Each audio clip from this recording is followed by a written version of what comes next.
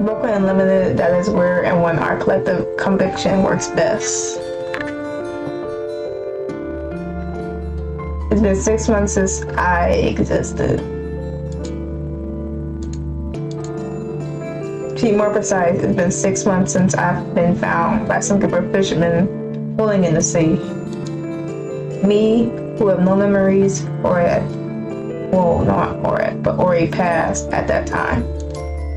Obviously, having no identity always puts me on edge. But on the other hand, I'm afraid to know more about my past. I've been constantly haunted by nightmares, night after night. The dreams so vivid like I've experienced all of them in the past, yet feels unlikely. I know I'm not a normal human being, and also being chased by some shady organization, at least until 5 months ago.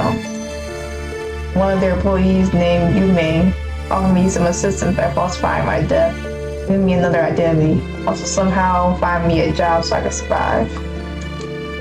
Never asked her attention. In exchange, she never pried deep into her affairs. And I never met her again ever since.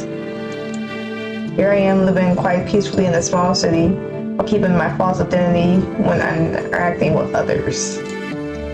People called me Theodore Clinton. My real name was...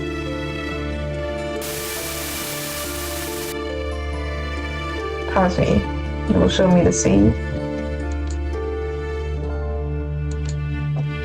Sometimes out of nowhere I could hear her voice calling my real name.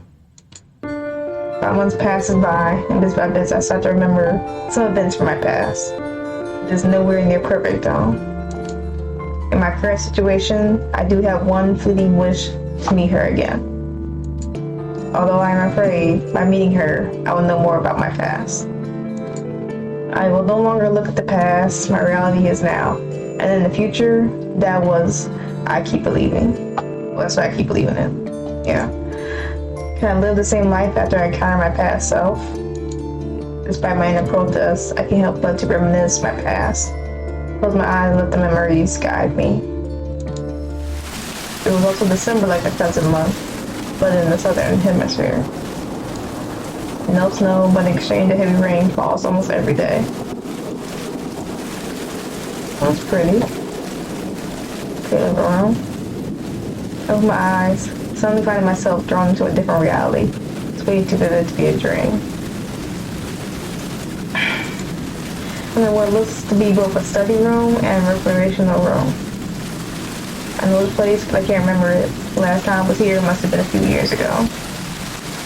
The architecture is quite antique. Combination of classic Greco with the elegant of modern Victorian. It's even a lit fireplace to my left.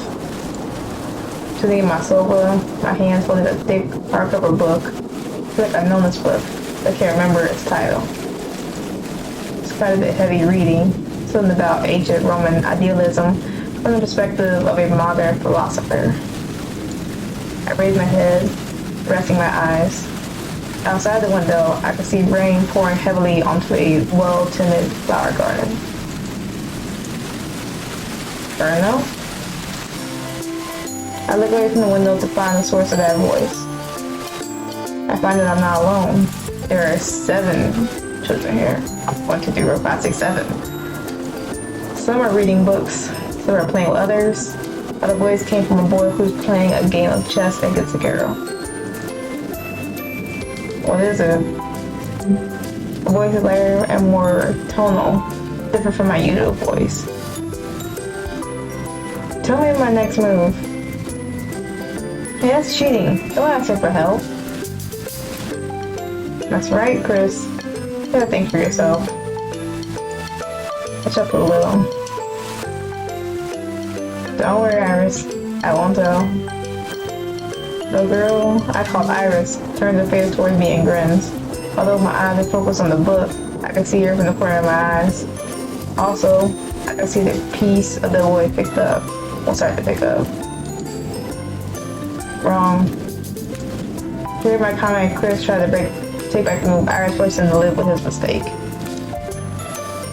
Through the same window I looked at earlier, I noticed a black car driving on the gravel pathway. Put my book down. Feels very unusual, but it piques my curiosity. The car pulls over, the driver and the woman get out. The woman has a black umbrella and says something to the driver, although I can't make out her words. She then opens the passenger door. Two girls, one slightly younger than the other, exit. One walks beside the older one, while the younger one follows them, her hand holding onto the other girls. Once I no longer see them, I return my attention to the room. I put my book down on the end table and get off the sofa. Bruno, where are you going? I stop and turn to face her. I'll be back. I couldn't think of an excuse but managed to say something plausible. She returns to her game, although I don't know if she realized that Chris had messed with the pieces on the board. I walk out of the room and along the way, I encounter other children, some of whom greet me. I reach the hall where the front door is. From here, I keep walking towards the east wing.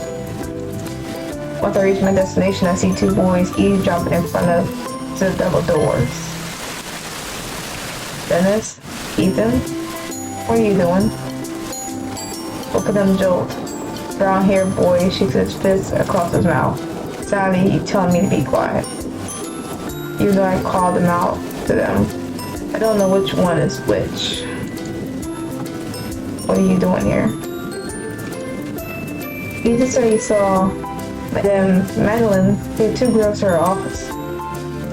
So what? They could be newcomers. Or if that's true, you're not supposed to eavesdrop. What about you? Don't you want to find out? I do, but I'm going to ask Madame Madeline.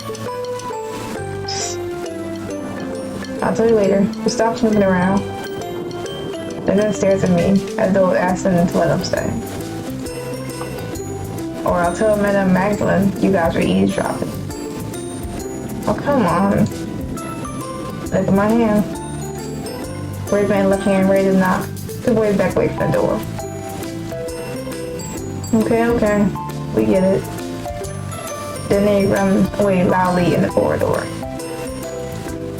I locked the shot at them. The door is open and the woman who with the two girls leaves the room. Oh. Fair enough. What's going on here?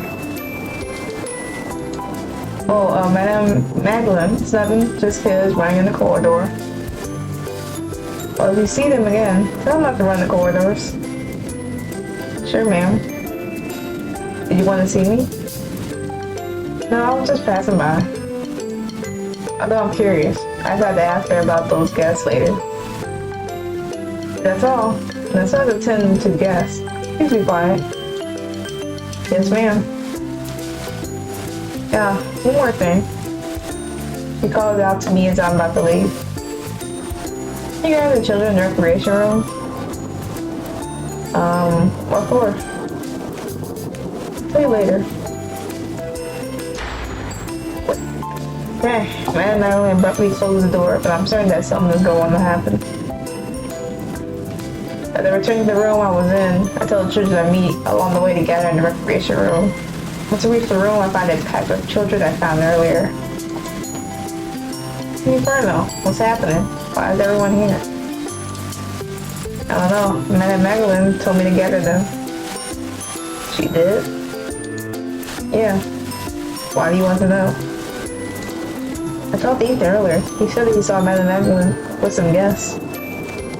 Oh yeah, I saw that too. You went to Madame Magdalene's office to investigate, didn't you? Why didn't you say anything? You were playing chess with Iris. Yeah, and I was losing. You were. What was the result? She checked me 4 times after you left. Said I would like to learn. Well, if someone asks, just tell them to wait. I'm gonna let Madame Magdalene's orders. Okay. Chris joined some of the other boys who pressed him for information. I returned to my chair and picked up my book. Out of the window I could see that the car is gone, and it's still raining. So out of curiosity, I focus on reading. Kids! Come from the doorway, a voice suddenly catches my attention. Madame Magdalene is sitting there with two girls I saw earlier. Children start to gather around them, so I wait before I put the book down and stand up. Since I'm the oldest and tallest, I don't mind standing a bit far away. The children are asking questions, mostly wondering who they are. Madame Magdalene doesn't answer. Attention, please. She claps her hands twice before continuing. Today we welcome new members to our family. Madame Magdalene starts to make a speech. This gives me an opportunity to observe the girls. Although they must be sisters, their behavior is vastly different. The older one has this bold, strong look, observing everything around her, while the younger one is more shy, having half of her figure behind her sister. If I didn't know better, I could have sworn there was some tragedy. Okay then, I'd like you to meet Alyssa. Seeing her interrupt Madame Magdalene like that, I thought I swallowed air. And this is my sister, Evelyn. For a few seconds there is only silence. Right. Alyssa and Evelyn. I think we get along with the others. Well then, I will leave you so we can get to know each other. Good day. After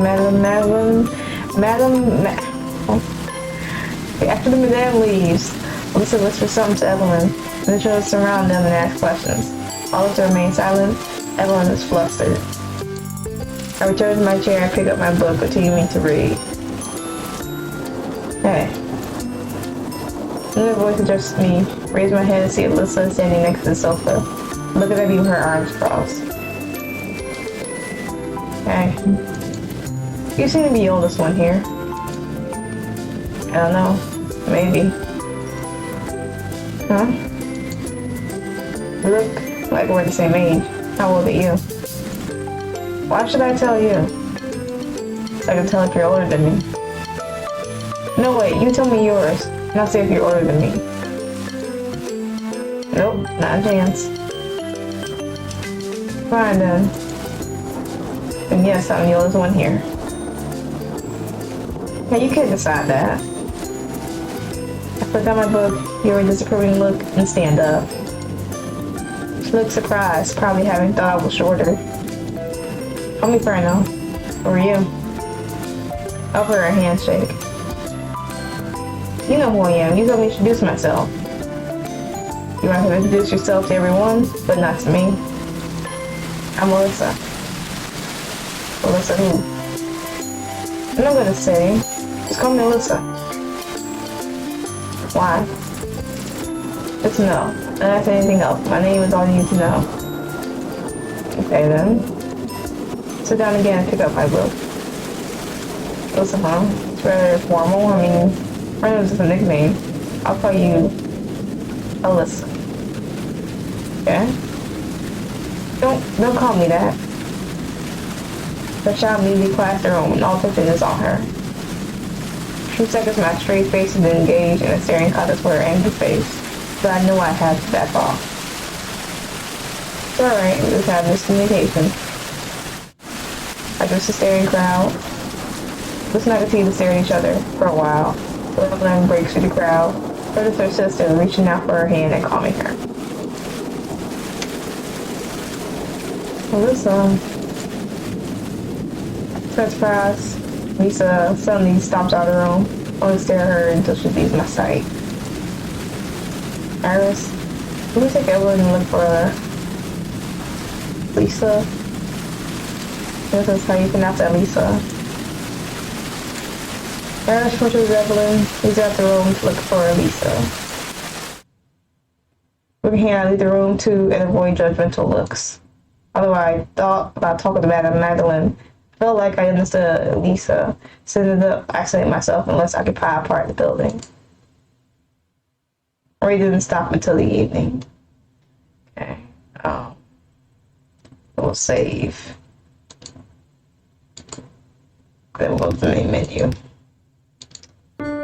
So, it's a nice little bit, but this visual novel is called ALLBLACK Reminiscence. I did see this visual novel like a couple of days ago, but I got sick, so I wasn't able to playing until now. So hopefully y'all enjoyed this video. If you did, of course, like, comment, subscribe, share, all that fun stuff. I will be back with more videos. Of course, starting tomorrow. I've just been trying to get reacclimated with everything and get back to normal schedule despite everything that's going on with the whole COVID stuff, because my throat, voice, everything, I was out of commission for a little bit. So I do apologize for that. We're back. So hope y'all enjoyed, and I will catch y'all in the next video.